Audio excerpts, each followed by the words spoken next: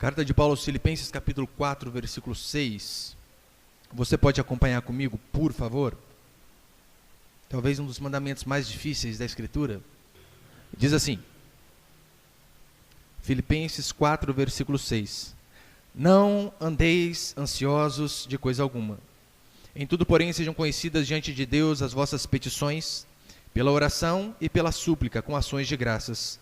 E a paz de Deus, que excede todo o entendimento, guardará o vosso coração e a vossa mente em Cristo Jesus.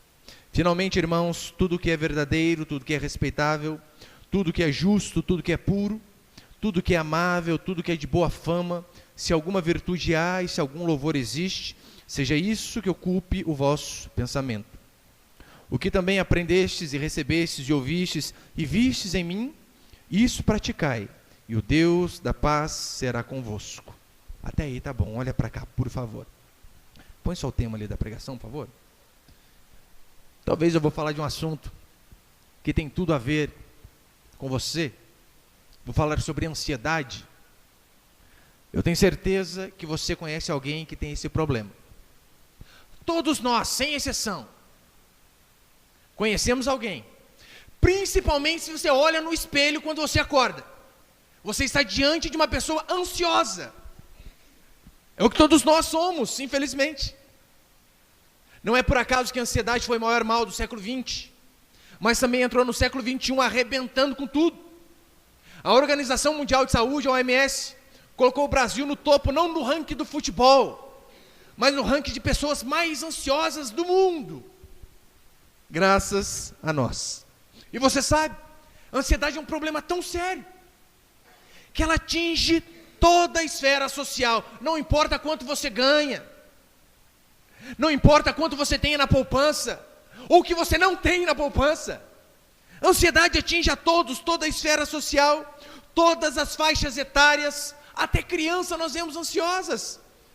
Jovens, adolescentes, adultos, idosos. E também atinge todo o segmento religioso. Não pense porque nós estamos aqui diante da palavra do Senhor, filhos e filhas de Deus, que também estamos livres desse mal. É um engano.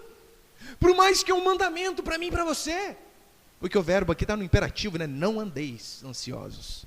É ordem. Mesmo assim, nós sabemos que ela atinge a todos. Mas pastor, o que é ansiedade? Ansiedade é preocupação. É quando nós antecipamos os problemas de amanhã para hoje. É o peru de Natal, né? Que morre sempre de véspera. Isso é ansiedade. É você sofrer por problemas que talvez nem chegaram. Está naquela angústia, talvez, o que vai ser dos meus filhos quando crescerem? Daí você pergunta, eles têm quantos anos? Não sou nem casado ainda, mas já estou pensando. É preocupado, é angústia. Isso traz ansiedade para todos, sem sombra de dúvida. O significado literal aqui de ansiedade, segundo a carta de Paulo aos Filipenses, é apertar o pescoço. Sabe quando asfixia e começa a faltar ar? Estrangulamento. Se você já tomou um mata-leão, você sabe o que é.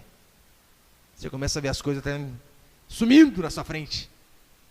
Esse é o significado de ansiedade. Pastor, mas o que produz ansiedade? Várias coisas. Mas se tem uma coisa que produz muita ansiedade em nós, são circunstâncias que fogem do nosso controle. Se você ler Filipenses capítulo 1, Paulo está falando justamente disso. As coisas que fogem do nosso controle, as circunstâncias que fogem do nosso controle, sempre produzem ansiedade. E sem sombra de dúvida, ou você viveu um período assim, ou talvez você esteja vivendo hoje, ou com toda certeza um dia você viverá. Situações que não dependem de você. Você faz o seu melhor no serviço, mas você não sabe o que passa na cabeça do patrão. Você faz o melhor para os seus filhos, ensina a ele o caminho correto, mas isso não é garantia de que vai ser retribuído e que ele vai andar nos caminhos que você ensinou. Minha esposa está grávida do terceiro filho. E esses dias nós fomos fazer ultrassom, terceiro menino, aleluia. E eu lembro eu vendo o menininho se mexer ali dentro. Eu só podia orar. O que eu posso fazer? Para que aquela criança cresça e se desenvolva, uma criança saudável, perfeita, sem problema nenhum. Eu não posso, talvez o máximo que eu possa é falar, olha, não come fritura, não come batata frita, não come coxinha, come verdura. É o máximo que eu posso fazer. O resto eu não tenho controle. Isso traz ansiedade para todos nós. Finanças falidas, desemprego, vida emocional em frangalhos, coisas que afetam a todos nós, enfermidade de conhecidos, da família, ou talvez em você mesmo, relacionamento conjugal fragilizado, separação, luto, amizades rompidas, decepção com outras pessoas. Todas essas coisas trazem ansiedade para nós. Paulo, no capítulo 1 aqui de Filipenses, ele começa a dizer para esses irmãos que ele planejou, que ele sonhou, que ele orou durante muitos anos para que ele pudesse pregar em Roma. Ora, algo legítimo. Um apóstolo queria ir para um lugar aonde ele não tinha ido. E ele disse que depois de anos de oração, não foram dias, não foram meses, foram anos de oração, até que enfim parece que Deus ouviu o seu pedido. E Paulo foi para Roma, só que foi como prisioneiro. Não foi como ele queria, né? Talvez ele queria chegar lá tranquilo, mas chegou preso. Algo que talvez traria muita ansiedade e angústia para você e para mim. Sabe qual foi a diferença do apóstolo Paulo? É que mesmo em uma situação adversa, fora do seu controle, ele viu aquilo do ponto de vista da soberania de Deus. Ele sabia, olha, Deus lá de cima vê o final da minha estrada.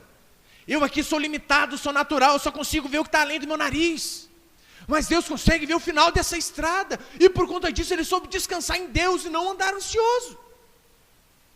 E quando nós vemos as coisas do ponto de vista da soberania de Deus, nós conseguimos começar a enxergar o propósito divino também. Você pode só voltar algumas páginas, Filipenses capítulo 1. Em Filipenses capítulo 1, Paulo, olhando do ponto de vista da soberania de Deus, olha o que ele diz, Filipenses 1:12. Quero ainda, irmãos, cientificar-vos que as coisas que me aconteceram, ele está falando, é óbvio, da cadeia, das algemas, que as coisas que me aconteceram têm antes contribuído para o progresso do Evangelho. Que coisa, hein? Estou preso, mas tem contribuído demais para o progresso do Evangelho. Você sabia que essa carta aos Filipenses foi uma das tantas que Paulo escreveu na cadeia? Se não tivesse ficado preso, nós não tínhamos Filipenses e tantas outras cartas. Mas ele tinha uma visão divina. Versículo 13, de maneira que as minhas cadeias em Cristo se tornaram conhecidas de toda a guarda pretoriana e de todos os demais. A tropa de elite do imperador foi evangelizada porque ele foi preso. Todo dia ficava a sentinela vigiando esse pastor, esse apóstolo. O que ele fazia? Tacava o evangelho neles. Ele conseguiu ver o propósito de Deus até nisso. No verso 14, e a maioria dos irmãos, estimulados por minhas algemas, ousam falar com mais desassombro a palavra de Deus. Volta lá para o capítulo 4. Ele ainda diz, e por conta das minhas cadeias, por conta da minha prisão, até os irmãos são mais corajosos, estão pregando com mais desassombro o evangelho. Mas sem sombra de dúvida, as situações que fogem do nosso controle traz ansiedade. Relacionamentos feridos, que é algo que traz mais angústia para a alma do que relacionamentos feridos. Talvez aquele relacionamento saudável se estressa. Aquela pessoa que devia andar ao seu lado anda contra. Aquela pessoa que devia ajudar critica. Ora, quantos não são afetados por conta disso? Em Filipenses 4:2, Paulo diz que até na igreja de Filipos tinha contenda. Olha, Paulo clama ali, olha, eu rogo, ele nem pediu, né? Eu rogo, Sintique e Evódique, duas irmãs, pensem concordemente, pare de briga. Dentro da igreja Paulo está falando isso. No capítulo 2 ele diz que havia partidarismo nessa igreja. Pessoas queriam os holofotes atraídos para si, queriam aparecer mais do que os outros. E Paulo vem e diz para ele, olha, façam as coisas sem murmuração, sem reclamar. Vocês, além de querer ficar aparecendo, vocês reclamam de tudo. É óbvio, dificuldades de relacionamento geram sempre estresse, angústia e ansiedade. É uma pessoa que você conversava e não conversa mais, e às vezes é alguém próximo, o irmão, a irmã, pai, mãe.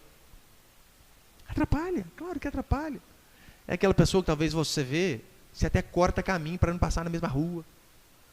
Talvez você já disse aquela frase também, nem fala o nome do fulano perto de mim. Isso aí só nos prejudica, só traz ansiedade e angústia. Mas também outra coisa que traz ansiedade para mim e para você, É preocupação exagerada com coisas materiais. Paulo disse que também essa era uma preocupação da igreja de Filipos. Se preocupava demais com as coisas materiais. Eu sei que não é o seu problema, né? Você não se preocupa com dinheiro. Duvida. Isso traz ansiedade, isso traz peso. Quantos não perdem o sono por conta de mamão? Por conta de dinheiro. O que vai ser de mim amanhã? As contas estão vencendo, a Bandeirante vai cortar a luz, Sabesp vai acabar com a água. Eu não tenho dinheiro para pagar, o aluguel está vencendo. Ainda mais num país com cerca de 13 milhões de desempregados. Essas coisas nos deixam ansiosos, é claro. Ou você, quando você vai para o seu serviço, esse dia um irmão me contava, ele foi para o serviço e de repente fez um procedimento errado, falha dele, esqueceu de usar lá e deu problema. Ele foi para casa depois, só que ele tinha que fazer um relatório, para mostrar o porquê que ele errou, porque teve prejuízo à empresa. Você acha que até o chefe dele chamar ele e dizer que só ia dar uma advertência verbal, que não ia mandar embora, você acha que o irmão ficou de que jeito? Não, estou tranquilo, estou favorável. É ruim, hein? Ficou apavorado. Pessoas são desempregadas, um monte de desempregado. É óbvio que ele ficou preocupado também. Você não fica? O que vai ser do seu filho quando crescer? O que esse menino vai ser? Eu vou ter dinheiro para pagar uma faculdade? Para pagar um curso? Eu vou saber ensinar? Eu vou saber mostrar o caminho? Mas a Bíblia diz que a ansiedade é inútil. Nós não conseguimos acrescentar um côvado à nossa vida. Adianta você ficar ansioso? Adianta você ficar preocupado o tempo todo? Só que tem pessoas que não apenas trazem os problemas de amanhã para hoje, não trazem apenas os seus problemas, mas também abraçam o problema de todo mundo, e vive mais ansiosa, mais angustiada ainda. Isso suga nossas energias, tira o apetite de alguns aumentam o apetite. Ansiedade. Resumindo, ansiedade é um sintoma claro de que eu e você temos tirado os olhos do tamanho de Deus e do tamanho do seu poder. Quando você anda muito ansioso, meu irmão e minha irmã, é porque você está esquecendo de olhar para Deus e está reparando mais na circunstância ao redor. Talvez você está fazendo igual Pedro. Jesus disse, vem aqui, segue. Pedro então, enquanto ele foca em Jesus, ele está indo bem. Mas de repente ele começa a perceber a força do vento, as ondas batendo do pé, e começa a tirar o foco de Cristo. E por conta disso começa a afundar. É isso que nós fazemos quando nós somos ansiosos. Estamos tirando os olhos de Deus.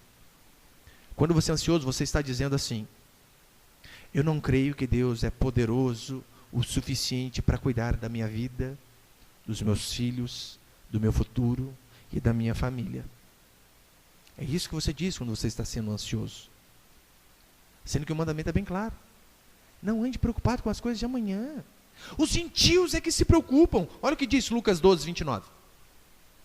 Não andeis ansiosos, não andeis, pois, a indagar que haveis de comer ou beber, e não entregueis às inquietações, pois os gentios de todo mundo é que procuram essas coisas, mas vosso Pai sabe que necessitais dela. É tudo que a gente não consegue fazer. Crer que Deus está no controle, que Ele sabe de tudo aquilo que eu e você precisamos.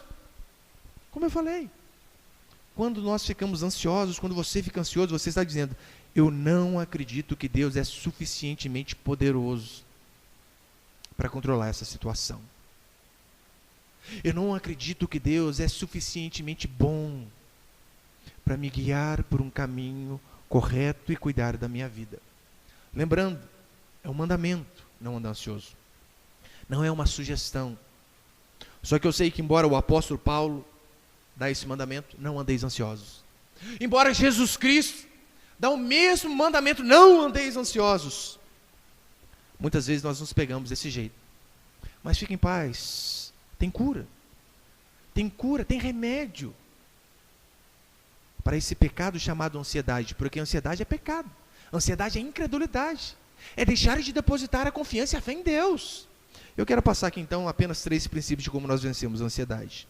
Primeiro, aprenda a orar corretamente. Você pode repetir isso comigo? Aprenda a orar corretamente. Filipenses 4:6, olha o que diz. Não andeis ansiosos de coisa alguma. Em tudo, porém, sejam conhecidas diante de Deus as vossas petições, pela oração e pela súplica, com ações de graça. O antídoto para vencer a ansiedade chama-se oração. Orar a Deus, buscar a Deus, esse é o antídoto. Aqui Paulo é bem claro: súplicas, ações de graça e oração. Oração aqui significa adoração. Ou seja, quer vencer a ansiedade? Aprenda a agradecer a Deus, aprenda a suplicar a Deus e aprenda a adorar a Deus. Adoramos a Deus por quem Ele é. Suplicamos a Deus porque nós cremos no seu poder soberano. E damos graças a Deus porque até hoje Ele tem cuidado da minha e da sua vida. Por que você fica tão preocupado com o amanhã? Olha para trás. Durante todos esses anos Deus tem cuidado, tem sustentado a sua vida e a sua família. E você fica pensando, até que Deus cuidou. Mas será que amanhã também vai cuidar? Ou seja, você tira os olhos de Deus.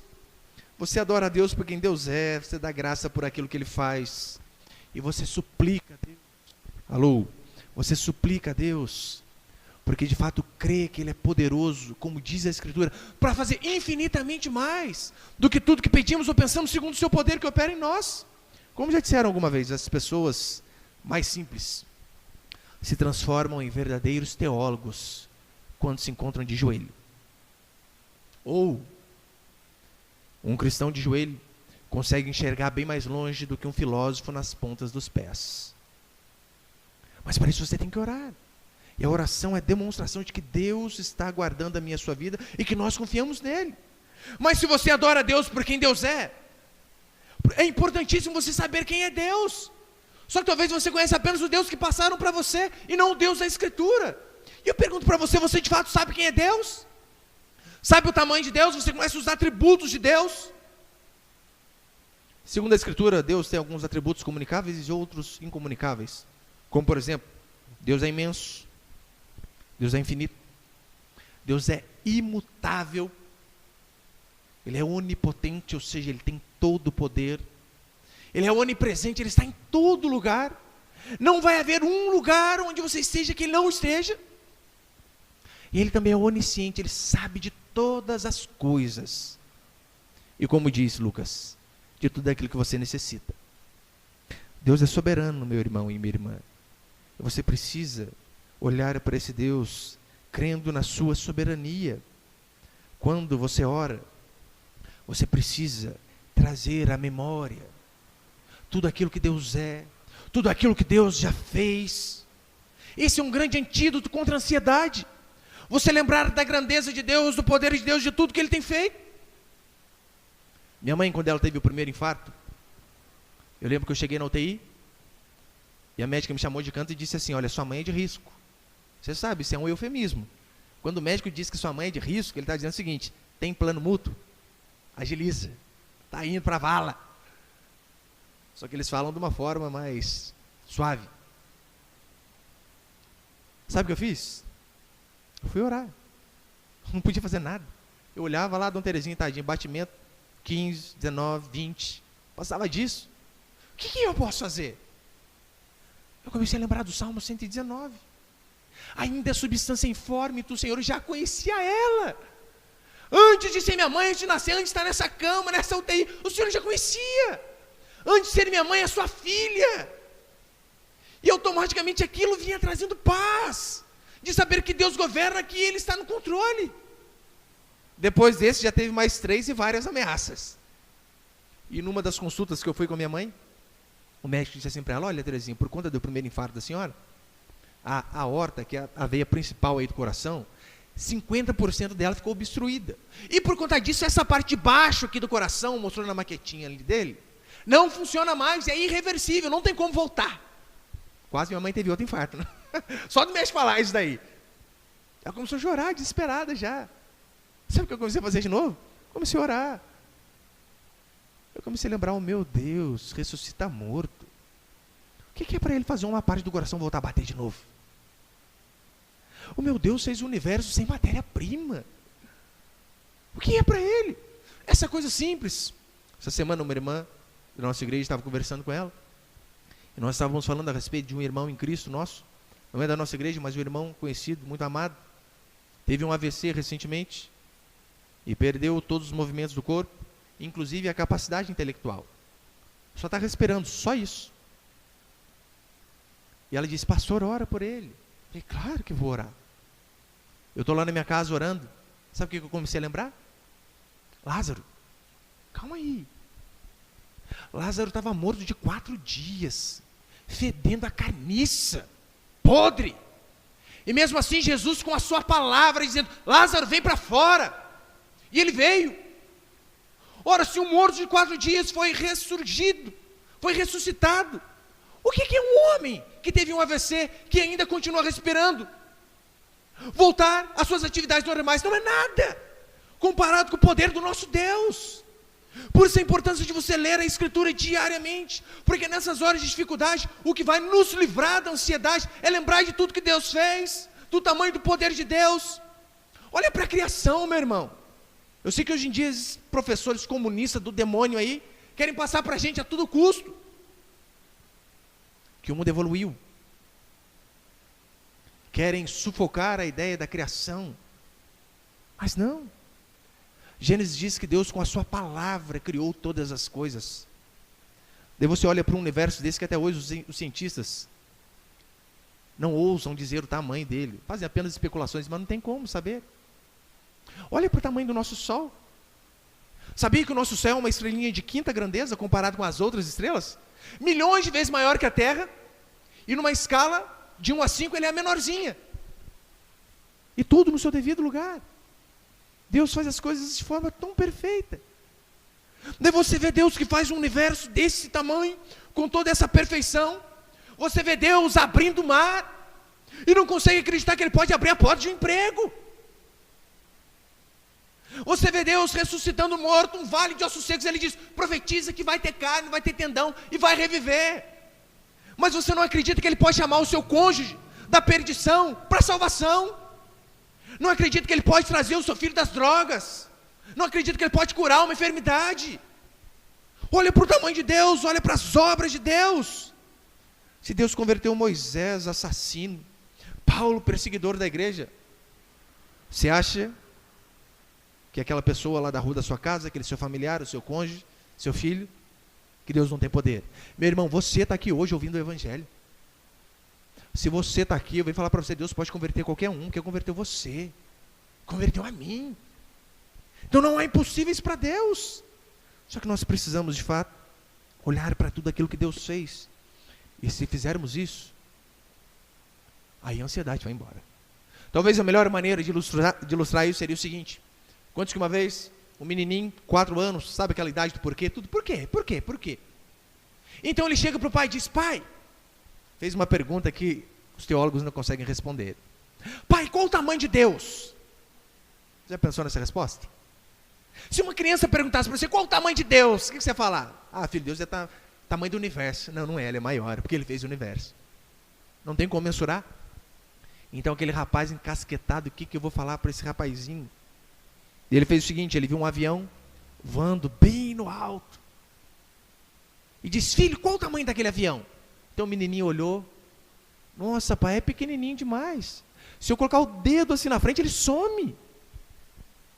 Então aquele pai pega aquele menininho, pega o seu filho, vai ao aeroporto, diante de um A380, capacidade de 500 passageiros, aquele jumbo enorme, e pergunta para o menino, filho, qual o tamanho desse avião? Então o filho diz para ele, pai, é enorme, eu não consigo nem ver o fim dele. E o pai diz, Deus é assim. Quando você está perto, Deus é enorme, Deus é imenso. Mas quando você está longe, Deus também está longe, por conta disso você vê Ele pequenininho. Agora quando nós adoramos, quando nós suplicamos, quando nós damos graças, quando nós estamos dia a dia com Deus, Deus se agiganta cada dia mais. E se Deus é grande, se Deus é poderoso, se Deus é soberano, o que pode ser impossível a Ele? Nada. Portanto, oração é uma vacina contra a ansiedade. Ore, busque, clame. E a consequência vai ser a seguinte, verso 7. por conta da oração, e a paz de Deus, que excede todo o entendimento, guardará o vosso coração e a vossa mente em Cristo Jesus. Ou seja, você ora, e a paz de Deus vai guardar o seu coração e a sua mente. Porque a ansiedade é um sentimento errado e um entendimento errado. Agora a Bíblia diz que quando nós oramos de fato, corretamente, Deus vai nos guardar, vai montar guarda, vai colocar sentinelas, cercas de proteção, para que a ansiedade bata e volte embora. E ele dizia, a paz de Deus, que excede todo entendimento, vai estar conosco. Mas eu venho falar para você, quando você pensa em paz de Deus, não pense em ausência de problemas, ausência de tribulação, não. Paz de Deus em toda e qualquer circunstância, seja em tempos de paz, mas também seja em meio à tribulação, em meio à guerra, seja em meio às angústias, em meio ao choro, mesmo em meio ao luto. Se você ora corretamente, se você clama, se você suplica, se você dá graças, se você adora, a paz de Deus vai ser sobre a sua vida em todo e qualquer momento. É por isso que ela excede todo entendimento. Então, o primeiro remédio, ore corretamente. Segundo remédio contra a ansiedade, aprenda a pensar corretamente. Você pode falar para a pessoa do seu lado? Aprenda a pensar corretamente. Versículo 8, você pode acompanhar comigo? Finalmente, irmãos, tudo que é verdadeiro, tudo que é respeitável, tudo que é justo, tudo que é puro, tudo que é amável, tudo que é de boa fama, se alguma virtude há e se algum louvor existe, seja isso que ocupe o vosso pensamento. Você sabe, a nossa vida é feita daquilo que sentimos, do que fazemos e do que pensamos. Ansiedade é um sentimento, é um mal incontido, é uma aflição, é um estrangulamento por dentro. É quando nos sentimos sufocados, é aquela dor no peito, você não consegue dormir direito, não consegue trabalhar direito, não consegue fazer nada direito. E normalmente o que as pessoas fazem, indicam remédios, mas indicam remédios para o sintoma. Elas não vão direto no problema, na raiz, não procuram saber a causa da ansiedade, mas sim tratam apenas os sintomas. Adianta você tomar dipirona se você está com infecção? Não adianta. Adianta você tomar antibiótico se você precisa de uma cirurgia? Não adianta. E o que gera esse sentimento ruim é o meu e o seu comportamento. O nosso comportamento é que gera esse sentimento ruim. Porque você sabe, quando você faz as coisas erradas, quando nós fazemos coisas erradas, nós sentimos que é errado. Não precisa ninguém falar. A gente sente. Ah, isso aqui não é certo não, hein? Agora, se você se encontra fazendo coisas erradas, e mesmo assim não sente nada, aí piorou a situação. Significa que você já conseguiu cauterizar a sua mente para constantemente fazer coisas erradas. É mais ou menos o seguinte, às vezes, no começo, é assim que acontece. Você peca e você fica angustiado. Porque o pecado, coisas erradas, trazem angústia para nós. Se mesmo assim você continua fazendo o que é errado, a próxima vez que você errar, você vai se sentir triste. Já não é angústia, tristeza. Se mesmo assim você continua, você vai começar a achar que é normal aquilo que você faz. Ainda talvez cite até a Bíblia, né? Todo mundo erra. Quem não tem pecado, que atire a primeira pedra. E o próximo passo é óbvio. Você vai estar planejando o seu pecado sem peso nenhum na consciência. O que gera o meu e o seu comportamento é aquilo que eu e você pensamos. Olha o que Paulo diz. Criei, por isso falei. Ou seja, eu creio para depois falar. Da mesma forma, eu penso, entram as coisas na minha mente, para depois então eu agir. Olha para você ver a importância de você filtrar os pensamentos que entram na sua mente. E você prestar atenção naquilo que entra dentro da sua cabeça. Faça uma outra análise, meu irmão. Quais valores dirigem a sua vida? Quais princípios norteiam a sua vida? O que dirige os seus caminhos? Qual visão você tem de Deus? Porque dependendo da visão que você tem de Deus, vai depender do modo com que você age.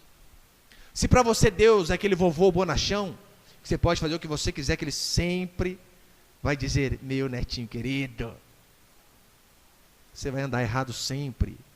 e com a consciência tranquila. Agora, se você tem noção de fato de quem é Deus, porque a visão de que nós temos de Deus vai ser demonstrada através das atitudes que nós tomamos. Pode ter certeza. Seja uma ansiedade diante de problemas, ou seja também temor diante do pecado. Dependendo da visão que você tem de Deus, você trata o pecado diferente. Ora, quem vê Deus longe, ele não está nem aí fazer as coisas erradas, porque não tem Deus para punir. Quem tem Deus perto, age diferente. Talvez se você tem filho pequeno, ou já teve filho pequeno, você sabe, está lá criança de 3 anos, nem sonha em saber nadar. Mas se você está numa piscina que não dá pé para essa criança, e você diz, filho, pula, ele nem pensa 2 vezes antes de pular. Por quê? Ele confia no pai, ele conhece o pai. Só que essa mesma criancinha que pula, ela sabe, eu não posso desobedecer, porque senão a vara vai cantar para o meu lado. Sabe por quê? Porque ela conhece também o pai. E com Deus é a mesma coisa. Você não vai resolver o problema da ansiedade com remédio, com livros de autoajuda, com Augusto Cury, não. Você vai resolver o problema da ansiedade a partir do momento que você mudar os seus conceitos em relação a Deus. Que você de fato não pensar no Deus da sua cabeça, mas sim começar a enxergar Deus segundo a Escritura.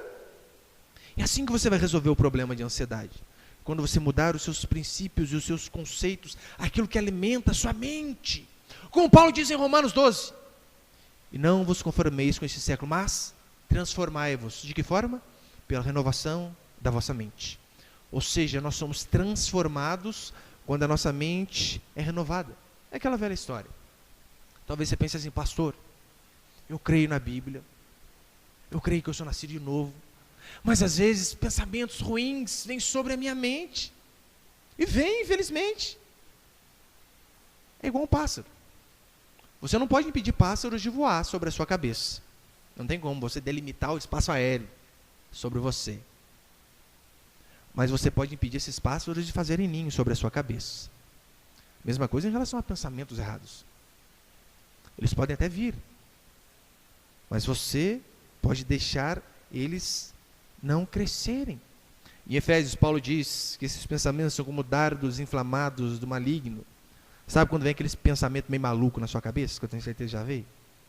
Você vê o patrão de costa, é hoje, está com a enxada na mão ainda, é só uma, acabou. Já pensou assim, né? Duvido que não. Às vezes vem uns pensamentos meio terroristas na cabeça da gente, né?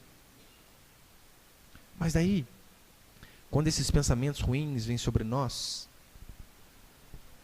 você precisa não deixar que eles continuem frutificando. Não deixe que eles continuem dessa forma.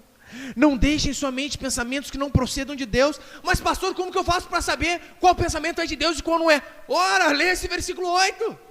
É simples. Finalmente, tudo que é verdadeiro, respeitável, justo, tudo que é puro, amável, tudo que é de boa fama, se alguma virtude há, se algum louvor existe, seja isso que ocupe o vosso pensamento, e pronto. É alguma coisa fora disso aqui, rejeita. É por isso que é importantíssimo você prestar atenção naquilo que você vê, as pessoas com quem você anda, aquilo que você assiste, os livros que você lê e a quem você dá ouvidos. Porque essas coisas vão entrando em nossa mente, e aquilo que entra pelos nossos olhos e pelos nossos ouvidos e se aloja em nossa mente, vai nos formar como pessoa, e vai determinar as nossas atitudes diante da sociedade e também diante de Deus. Nós pensamos e agimos com base naquilo que ouvimos, vemos e lemos. Portanto, você precisa aprender a vigiar essas coisas. Não assista rede de esgoto de televisão. Os princípios são ímpios. Revista Veja é nojenta. Agora está lá, você quer criar os seus filhos com base na malhação, na força de um querer. Quer aprender a ser gerente do tráfico? Assiste a novela da Globo. Todos os passos que você precisa aprender está ali. Até chegar governador da Rocinha. Vigie aquilo que você vê. É tão distorcida essa mídia podre. Essa semana eu via num site os direitos humanos, que na verdade nosso país é direito dos manos, né?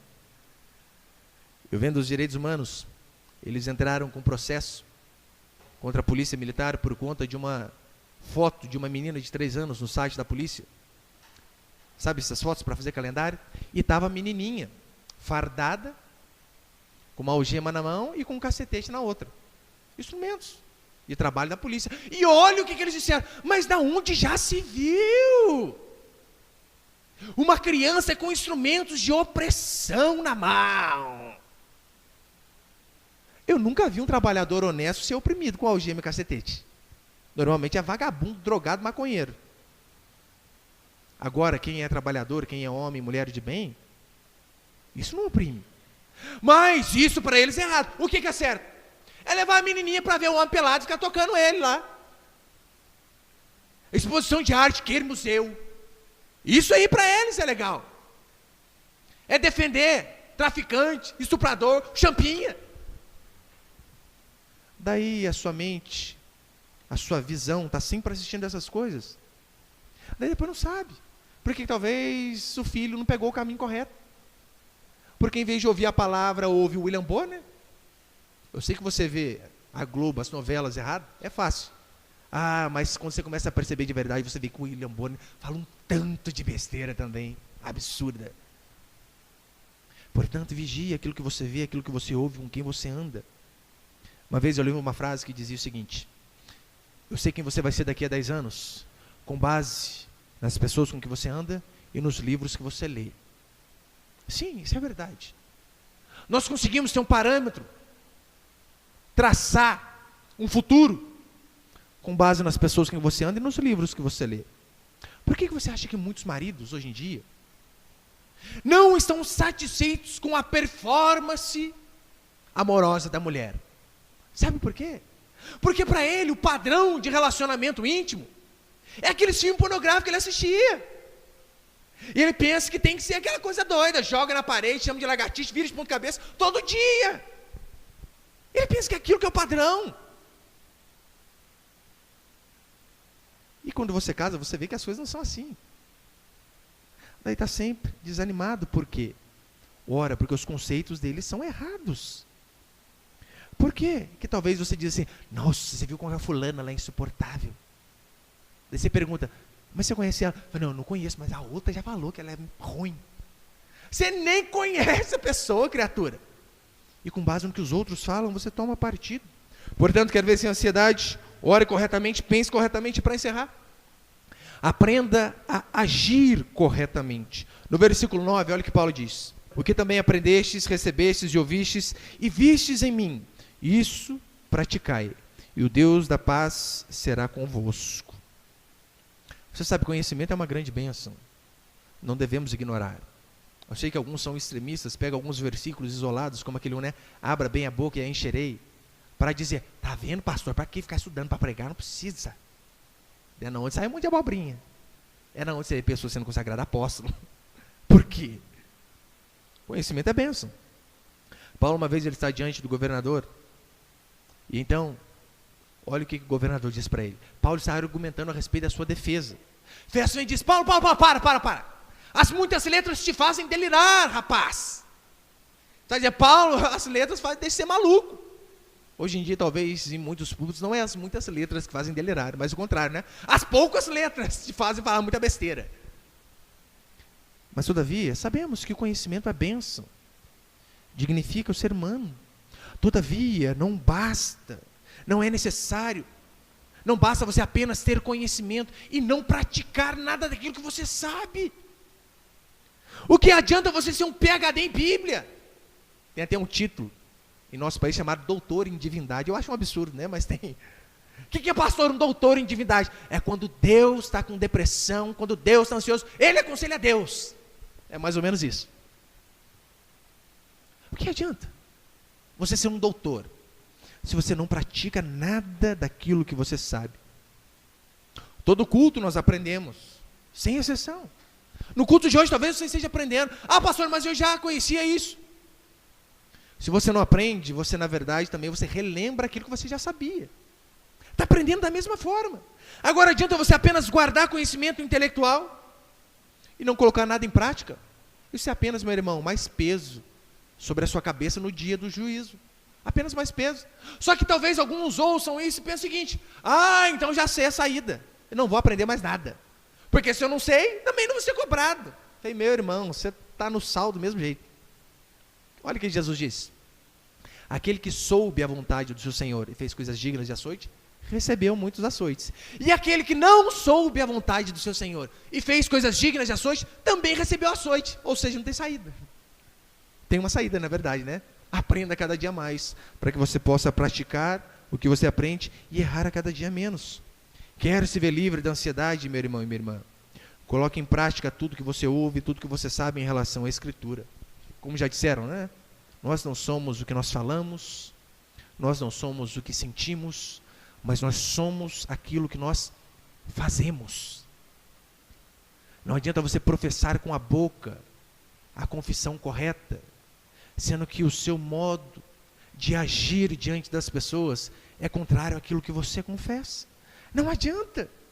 Não adianta você saber, pastor, eu sei que eu preciso mudar, mas não muda, mas não toma uma atitude. Pastor, eu sinto que eu preciso ajudar mais a igreja, mas sente, mas não consegue nem dar o dízimo. Pastor, eu sinto que eu preciso cooperar mais, mas não faz nada para que isso melhore. Pastor, eu sinto que eu preciso ser mais santo. Eu não consigo nem apertar o botãozinho chamado power da televisão quando passa aqueles programas nojentos de auditório com as mulheres seminuas. Adianta saber, adianta sentir. Pastor, eu sei que eu preciso ser uma esposa mais dedicada, mas que adianta saber se não respeita o marido, se nunca tem tempo para os filhos? Não adianta nada. Pastor, eu sinto que eu preciso perdoar.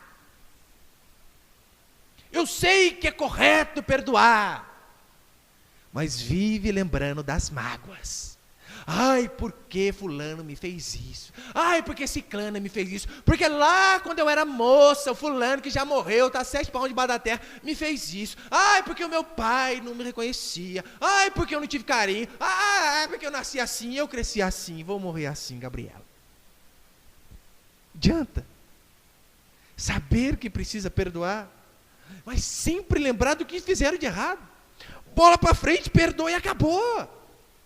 Agora, quando você usa esses recursos, quando você pratica a palavra de Deus, você está blindando o seu coração e a sua mente contra a ansiedade. Esse é o antídoto.